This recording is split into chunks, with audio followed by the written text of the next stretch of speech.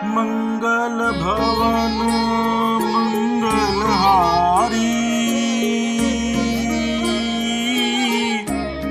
द्रवहु सुदशरथ अजर बिहारी।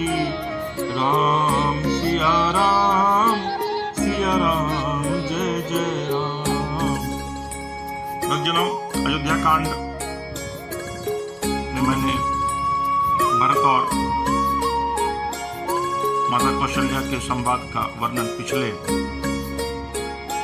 अध्याय में किया है, और आज इस प्रसंग का वर्णन कर रहा हूँ। वो राजा दशरथ को अब अंतिम विदाई देने की पूरी तैयारी जो है वो भरत के द्वारा गुरु वशिष्ठ के कहे जाने पर की जाएगी, और उस प्रसंग का बहुत ही अद्भुत वर्णन गोस्वामी तुलसीदास जी ने अयोध्याकांड के इस अध्याय में किया है।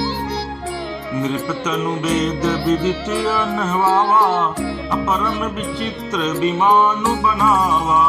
गही पद भरत मातु सब राखी, अरहि रानी दर्शन अभिलाषी। वेदों में बताई विधि से राजा की देह को स्नान कराया गया और परम विचित्र विमान बनाया गया। भरत जी ने सब माताओं को चैन पकड़ कर रखा, अर्थात प्रार्थना करके उनको सती होने से रोक लिया। वे रानियां विश्व राम के दर्शन की अभिलाषा से रह गई। चंदन अगर भार बहु आए, अमित अनेक सुगंध सुहाए। सरजु तीर रचि चिता बनाई, जनु सुरपुर सोपान सुहाई। चंदन और अगर के तथा और भी अनेक प्रकार के अपार कपूर गुगुल केसर आदि सुगंध द्रव्यों के बहुत से बोझ आए। सरयू जी के तट पर सुंदर चिता रचकर बनाई गई, जो ऐसी मालूम होती थी मानो स्वर्ग की सुंदर सीढ़ी हो। एहि विधि दाह क्रिया सब किन्ही, अविधिवत नहाई तिलांजुलि दिन्ही। सोधि सुमृति सब वेद पुराना, किन भरत दस गात विधाना। इस प्रकार सब दाह क्रिया की गई और सबने विधि पूर्वक स्नान करके तिलांजलि दी। फिर वेद स्मृति और पुराण सबका मत निश्चय करके उसके अनुसार भरत जी ने पिता का 10 गात्र विधान 10 दिनों के कृत्य किया। जहाँ जस मुनि बर आयसु दिन्ना, तह तस सहस भांति सब किन्ना। भय विशुद्ध दिए सब दाना, धेनु बाज गज वाहन नाना। मुनिश्रेष्ठ वशिष्ठ जी ने वहां जैसी आज्ञा दी, वहां भरत जी ने सब वैसा ही हजारों प्रकार से किया। शुद्ध हो जाने पर विधि पूर्वक सब दान दिए। गौवे तथा घोड़े हाथी अनेक प्रकार की सवारियां, सिंहासन भूषण बसन, अन्न धरणी धन धाम। दिए भरत लहि भूमि सुर, भे परिपूर्ण काम। सिंहासन गहने कपड़े अन्न पृथ्वी धन और मकान भरत जी ने दिए। भूदेव ब्रह्मन दान पाकर परिपूर्ण काम हो गए, अर्थात सारी मनोकामनाएं अच्छी तरह से पूरी हो गई। पितुहित भरत किन्नी जस करनी, सो मुख लाख जाई नहीं बरनी। सुदिनु सोधि मुनि बर तब आए, सचिव महाजन सकल बुलाए। पिताजी के लिए भरत जी ने जैसी करनी की वह लाखों मुखों से भी वर्णन नहीं की जा सकती। तब शुभ दिन शोध कर श्रेष्ठ मुनि वशिष्ठ जी आए और उन्होंने मंत्रियों तथा सब महाजनों को बुलाया। देखिए, दरअसल में जो प्रसंग का जो वर्णन किया गया है रामायण में, आज भी हिंदू धर्म में जो सनातनी है और जो वाकई में सनातन को मानते हैं, उनके यहाँ जो 10 कर्म होता है उसके बाद ही आदमी पवित्र होता है, और उसका वर्णन इसमें किया गया है कि किस तरीके से भरत जी सरयू नदी के तट पर जो है वो राजा भरत को मुखाग्नि देते हैं, और उसके बाद 10 कर्म किया जाता है, फिर दान दिया जाता है। जो आपको याद होगा कि आप और हमारे समाज में ये प्रचलन भी है। हालांकि अब बहुत सारे लोग जो है वो अलग अलग विधि से करने लगे हैं। सनातन में भी कोई गायत्री विधि से करता है तो भोज भात नहीं करता है, कोई जो है वो आनंद मार्गी हो गया है तो भोज भात नहीं करता है, बाल भी नहीं खिलाता है। अभी आप देखे होंगे कुछ दिन पहले जो देश के प्रधानमंत्री हैं मोदी जी, काफ़ी सनातनी हैं, बहुत हिंदू धर्म को मानने वाले हैं, लेकिन उनकी माता के निधन हुआ तो उन्होंने बाल भी नहीं चलाया। लेकिन ये गलत है। सनातन की जो संस्कृति है, सनातन जो धर्म है, उसमें माता पिता का अगर आप या किसी का भी अगर आप 10 कर्म करते हैं यानी कि श्राद्ध करते हैं तो उसके बाद बाल छिलाने का मतलब होता है कि अगर आप बालाजी जाएंगे तो बालाजी में बाल वहां जाकर के लोग त्याग करते हैं। कहा जाता है कि बाल जो है वो शरीर का सबसे महत्वपूर्ण चीज है जो आपको सौंदर्यता प्रदान करता है। तो सबसे अमूल्य चीज जो है भगवान के चरणों में जाकर बालाजी में लोग समर्पित करते हैं।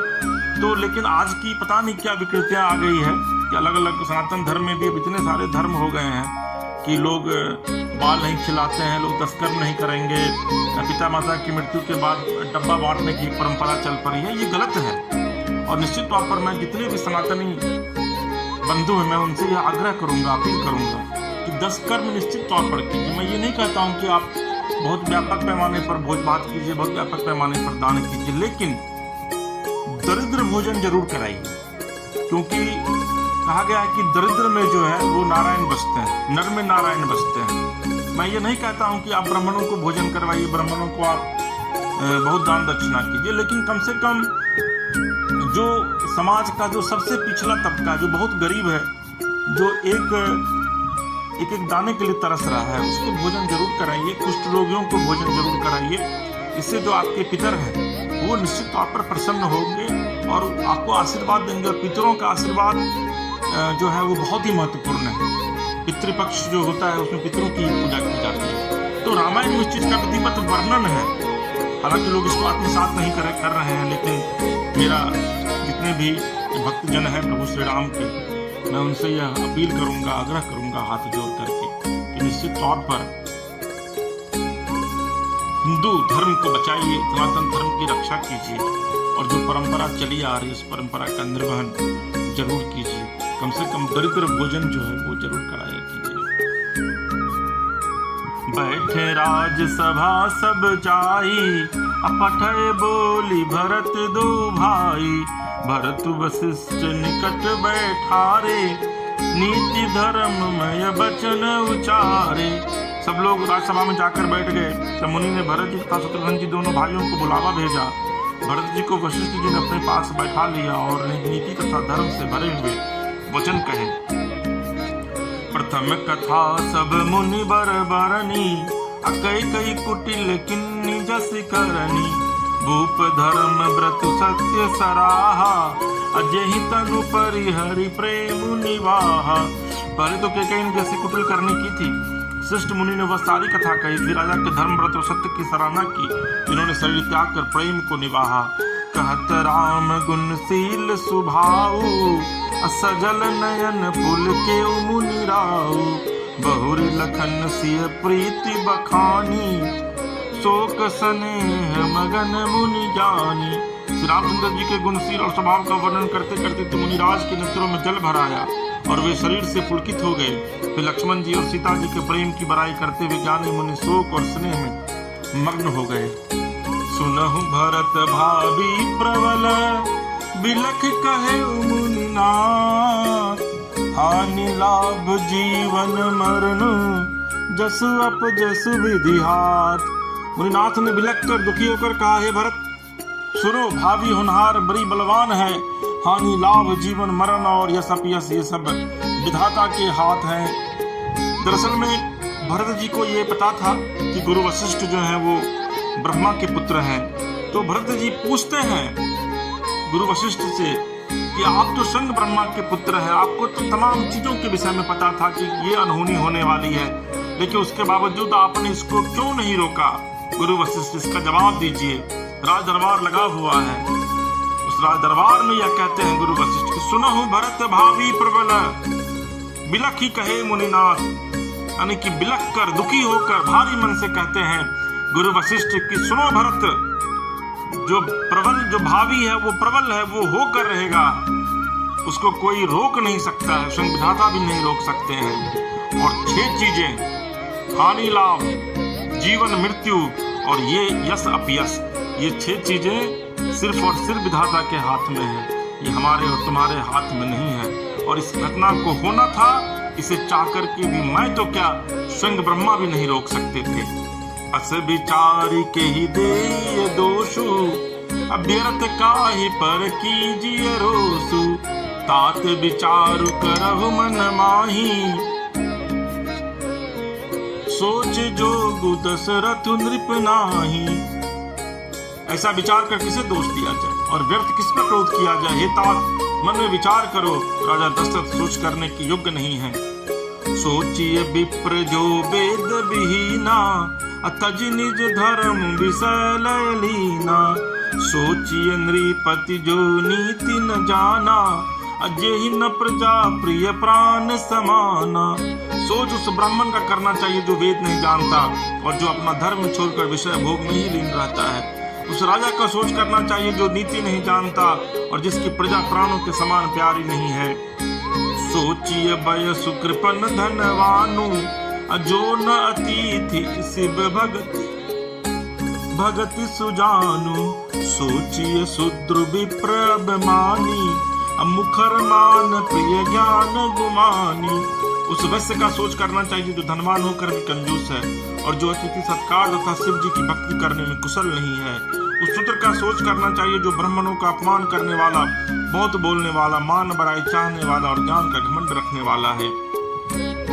सोचिए पुण्यपति वंचक नारी, कुटिल कलह प्रिय इच्छाचारी। सोचिए बटु निज व्रत परिहरई, जो नहीं गुर आयसु अनुसरई। पुनः उस स्त्री का सोच करना चाहिए जो पति को छलने वाली, कुटिल कलह प्रिय और स्वेच्छाचारिणी है। उस ब्रह्मचारी का सोच करना चाहिए जो अपने ब्रह्मचर्य व्रत को छोड़ देता है और गुरु की आज्ञा के अनुसार नहीं चलता। सोचिए गृह जो मोह बस, करई कर्म पथ त्याग। सोचिए गति प्रपंच रत, विगत विवेक विराग। उस गृहस्थ का सोच करना चाहिए जो मोह बस कर मार्ग का त्याग कर देता है। उस सन्यासी का सोच करना चाहिए जो दुनिया के प्रपंच में फंसा हुआ है और ज्ञान वैराग्य से हीन है। बैखानस सोई सोचे जोगु, तपु बिहाई जेहि भावई भोगु। सोचिए पिसुने अकारण क्रोधी, जननी जनक गुर बंधु विरोधी। वानप्रस्थ वही सोच करने योग्य है जिसको तपस्या छोड़कर भोग अच्छे लगते हैं। सोच उसका करना चाहिए जो चुगलखोर है, बिना ही कारण क्रोध करने वाला तथा माता पिता गुरु एवं भाई बंधुओं के साथ विरोध रखने वाला है। सब विधि सोचिए परोपकारी, निज तनु पोषक निर्दय भारी। सोचनीय सब ही विधि सोई, जो न छाड़ चलु हरिजन होई। सब प्रकार से उसका सोच करना चाहिए जो दूसरों का अनिष्ट करता है, अपने शरीर का पोषण करता है और बड़ा भारी निर्दयी है। और वह तो सही प्रकार से सोच करने योग्य है जो छल छोड़कर हरि का भक्त नहीं होता। सोचनीय नहीं कौशल राउ, भुवन चारि दस प्रकट प्रभाव। भयो नभ निहारा, भूप भरत जस पिता तुम्हारा। कौशल दशरथ जी सोच करने योग्य नहीं है जिनका प्रभाव 14 लोकों में प्रकट है। हे भरत तुम्हारे पिता जैसा राजा न तो हुआ है और न है और न भी कभी भविष्य में होगा। विधि हरिहर सुरपति दिसिनाथा, अबर नहीं सब दशरथ गुण गाथा। ब्रह्मा विष्णु शिव इंद्र और दिक्पाल सभी दशरथ जी के गुणों की कथाएं कहा करते हैं। कहु तात के भांति को करी बड़ाई तासु, राम लखन तुम शत्रुघ्न सरिसा, सुवन सूचि जासु। हे तात को उनकी बड़ाई कोई किस प्रकार करेगा जिनके श्री राम लक्ष्मण तुम और शत्रुघ्न सरीखे पवित्र पुत्र हैं। सब प्रकार भूपति बरभागी, बादी विषादु करियत ही लागी। यह सुनि समुझि सोचु परिहरहु, सिर धरि राज रजा यसु करहु। राजा सब प्रकार से बरभागी थे, उनके लिए विषाद करना व्यर्थ है। यह सुन और समझ कर सोच त्याग दो, राजा की आज्ञा से चढ़ाकर तदनुसार करो।